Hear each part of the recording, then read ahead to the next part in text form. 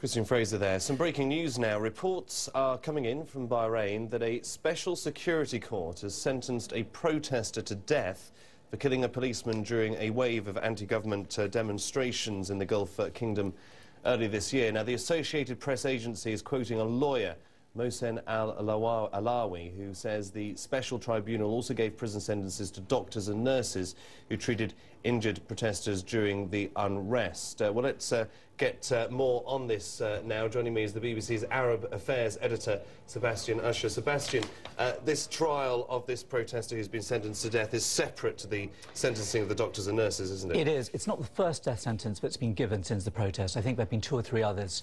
Now, nobody's actually had the death sentence carried out of him in Bahrain for more than a decade. So it would be a major, major shift in the way the government is dealing with this if they did actually carry out the sentence. And obviously it could create a much stronger sense of protest amongst the people who were out on the streets earlier this year.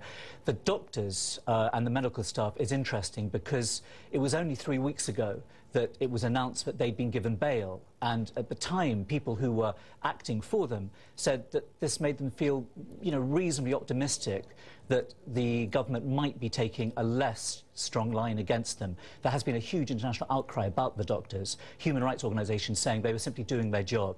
I mean, they were accused by the government in the central hospital in the capital, Manama, of treating the protesters, of siding with the protesters, of having illegal weapons, and of turning people who were not protesters away, turning policemen and turning people who've been injured who were not actually demonstrating away.